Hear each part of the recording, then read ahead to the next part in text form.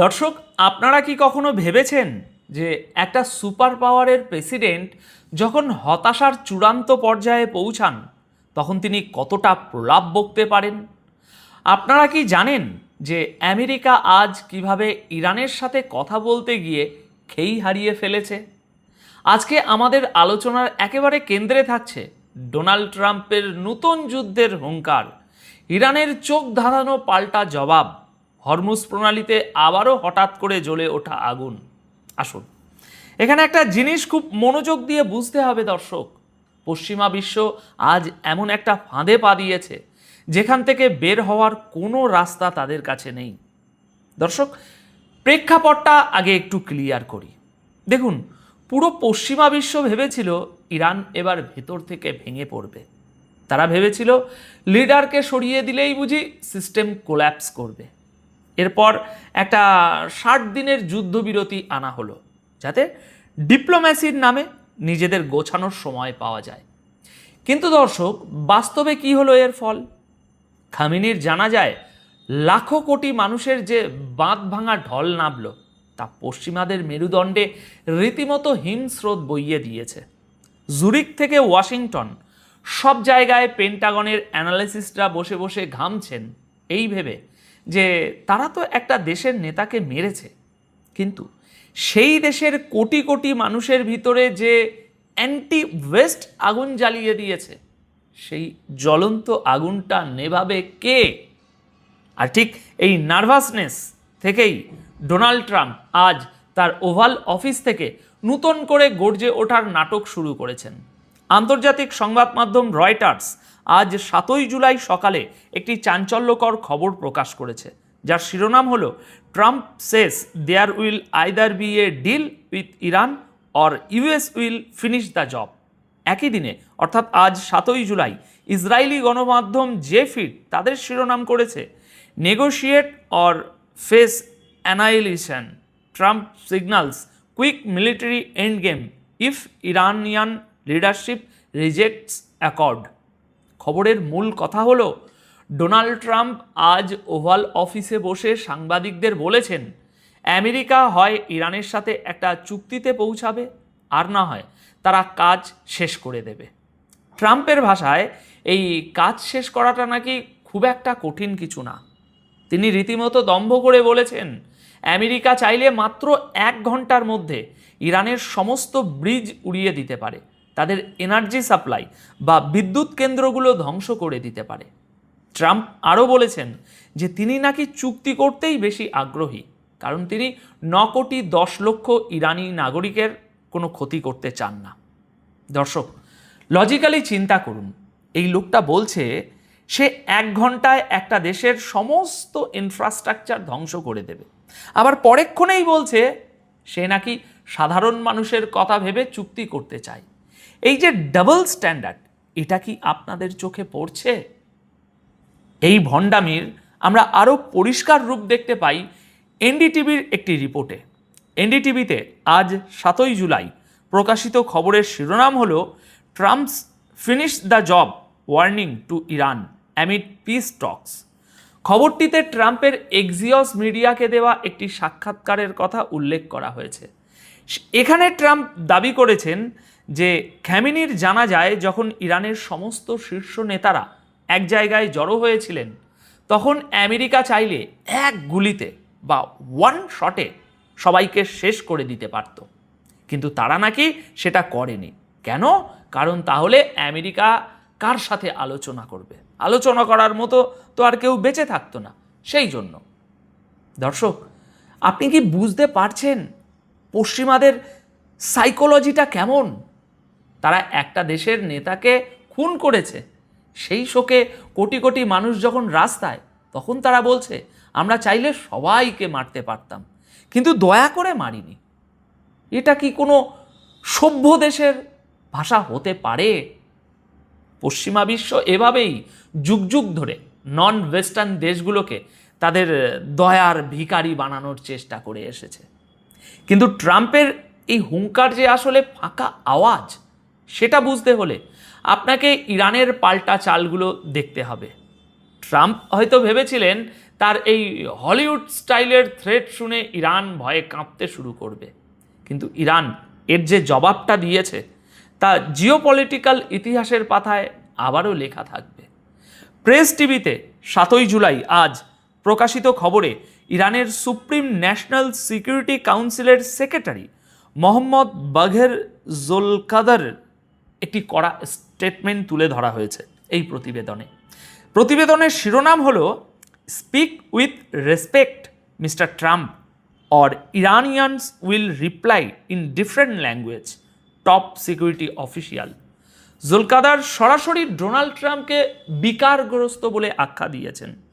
তিনি খুব ঠান্ডা মাথায় ট্রাম্পকে মনে করিয়ে দিয়েছেন যে আমেরিকার মতো মাত্র 2500 বছরের ইতিহাস থাকা একটা শেকড়হীন দেশের একজন প্রেসিডেন্ট যখন ইরানের মতো কয়েক হাজার বছরের পুরনো এবং সমৃদ্ধ একটা সভ্যতাকে মুছে ফেলার কথা বলে তখন সেটা পাগলের প্রলাপ ছাড়া আর কিছুই মনে হয় না। তিনি পরিষ্কার করে বলেছেন ইরানিরা এই ধমকের ভাষা বোঝে না, তাই কথা বলতে হলে সম্মান দিয়ে কথা বলুন, না হলে ইরান অন্য ভাষায় জবাব দেবে। দর্শক, এখানেই হচ্ছে মাল্টিপোলার ওয়ার্ল্ডের আসল সৌন্দর্য। আজ থেকে 20-30 বছর আগে হলে আমেরিকার হুমকির পর যে কোনো দেশ ভয়ে কুঁকড়ে যেত, কিন্তু আজ সময় বদলেছে। রাশিয়া, চীন, ব্রিক্স এবং মধ্যপ্রাচ্যের এই নতুন মেরুকরণে ইরান একা নয়। তারা জানে আমেরিকার এই হুমকির পিছনে আসলে দুর্বলতাটা কোথায়। আর্মেনিয়াতে অবস্থিত ইরানি দূতাবাস এক্সে একটি পোস্ট করেছে, সেটি এনডিটিভির এই 7 তারিখের রিপোর্টেই বলা হয়েছে। তারা লিখেছে, মানুষকে হত্যা করা যায় কিন্তু আদর্শকে নয়। আপনারা আয়াতুল্লাহ খামেনিকে হত্যা করেছেন, কিন্তু বাস্তবে আপনারা একটি পারফিউমের বোতল ভেঙে দিয়েছেন যার সুগন্ধ এখন সব জায়গায় ছড়িয়ে পড়েছে।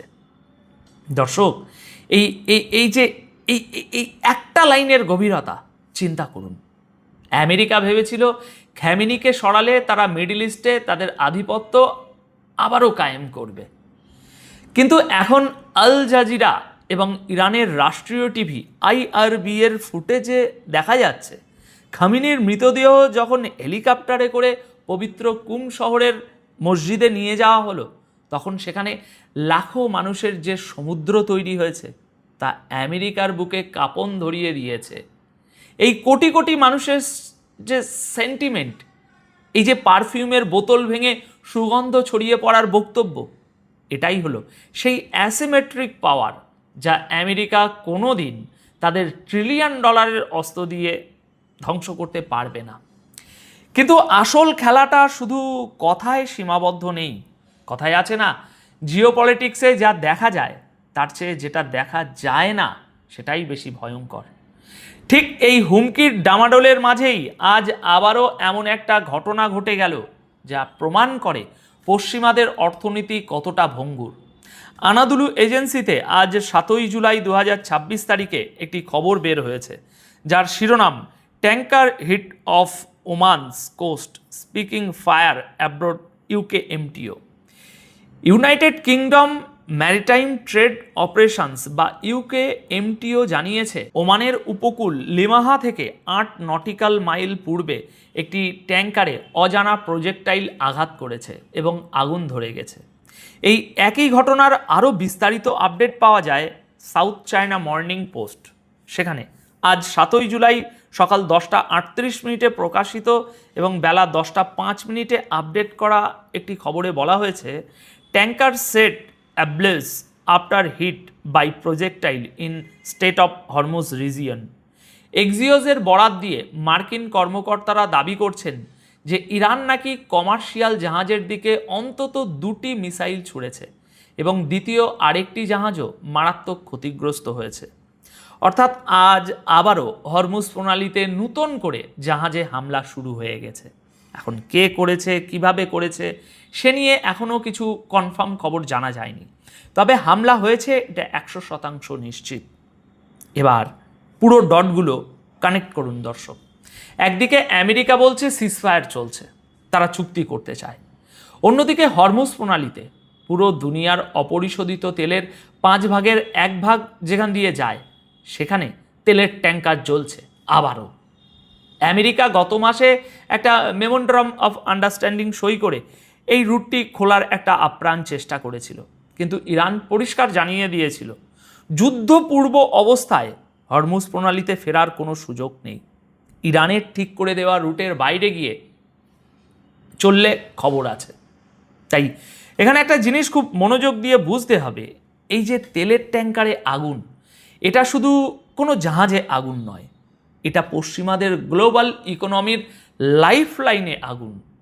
ডোনাল্ড ট্রাম্প এখন ওভাল অফিসে বসে বড় বড় কথা বলছেন যে তিনি 1 ঘন্টায় ইরানের বিদ্যুৎ কেন্দ্র ধ্বংস করে দেবেন, কিন্তু তিনি খুব ভালো করেই জানেন ইরান যদি শুধু হরমুজ প্রণালীটা আবার পুরোপুরি ব্লক করে দেয়, তাহলে ইউরোপ আর আমেরিকার অর্থনীতি আবারও ভেঙে পড়বে, তাদের স্টক মার্কেট আবারও ক্র্যাশ করবে, মূল্যস্ফীতি এমন পর্যায়ে পৌঁছবে যে আমেরিকায় গৃহযুদ্ধে এবার লেগে যাওয়ার উপক্রম হবে। আর এই জন্যই ট্রাম্প বলেছেন আমি ডিল করতে চাই, আমি 91 মিলিয়ন মানুষের ক্ষতি করতে চাই না, কথাটা পুরোটাই একটা রাজনৈতিক স্ট্যান্ড। কেন ডোনাল্ড ট্রাম্প এত বড় বড় হুমকি দেওয়ার পরও চুপ করে বসে আছেন এবং একটি চুক্তির জন্য মরিয়া হয়ে উঠেছেন? দেখুন, আসল সিক্রেটটা হলো আমেরিকার মিলিটারি ইন্ডাস্ট্রিয়াল কমপ্লেক্স এখন ভিতর থেকে সম্পূর্ণ দেউলিয়া। তারা খুব ভালো করেই জানে যে ইরানের সাথে একটা এবার সর্বাত্মক যুদ্ধ মানে সেটা ইরাক বা আফগানিস্তানের মতো যুদ্ধ হবে না। ইরানের কাছে রয়েছে বিশ্বের অন্যতম শক্তিশালী মিসাইল প্রোগ্রাম।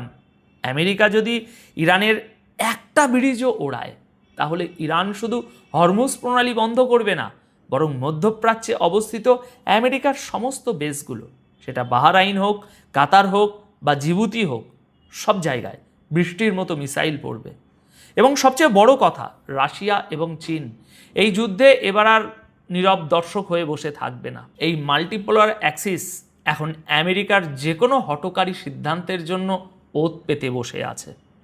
ট্রাম্পের এই হুঙ্কারগুলো আসলে ইরানের উদ্দেশ্যে নয়, এই হুঙ্কারগুলো তার নিজের দেশের ভোটারদের উদ্দেশ্যে এবং ইসরায়েলকে শান্ত রাখার জন্য একটা ড্যামেজ কন্ট্রোল মেকানিজম মাত্র। আমেরিকা জানে তারা মাঠে হেরে গেছে, এখন তারা শুধু টেবিলে বসে সম্মানজনক একটা এক্সিট রুট খুঁজছে। ইরান যখন বলেছে যে 2500 বছরের শেকড়হীন একটা দেশ কয়েক হাজার বছরের প্রাচীন সভ্যতাকে মুছে ফেলার হুমকি দেয়, এটা আসলে শুধু একটা ডায়লগ ছিল না, এটা ছিল পশ্চিমাদের আইডেন্টিটি ক্রাইসিসের উপর একটা সাইকোলজিক্যাল অ্যাটাক, ডাইরেক্ট অ্যাটাক। পশ্চিমাদের কাছে হয়তো প্রযুক্তি আছে, কিন্তু তাদের কাছে সেই ধৈর্য এবং মাটির সাথে সেই শেকড়ের টান নেই যা ইরানের কোটি কোটি সাধারণ মানুষের আছে। খামেনির মৃতদেহ যখন কুম শহর থেকে ইরাকের নাজাফ এবং কারবালায় নিয়ে যাওয়া হবে, তখন পুরো শিয়া বিশ্ব যেভাবে ঐক্যবদ্ধ হবে সেটা আমেরিকার থিঙ্ক ট্যাঙ্কগুলোর কল্পনারও বাইরে। তারা একটা পারফিউমের বোতল ভেঙেছে ঠিকই, কিন্তু সেই সুগন্ধে এখন পুরো গ্লোবাল সাউথ জেগে উঠেছে এই পশ্চিমা ভণ্ডামির বিরুদ্ধে। দর্শক, জিওপলিটিক্সের দাবার বোর্ডে আমেরিকা এখন তাদের রানীকে বাঁচাতে গিয়ে একের পর এক বোর্ডে হারাচ্ছে। ট্রাম্পের এই যে ফিনিশ দ্য জব আসলে ইরানের জন্য নয়, হয়তো পশ্চিমা আধিপত্যের ফিনিশ লাইনটাই এখন আমরা দেখতে পাচ্ছি।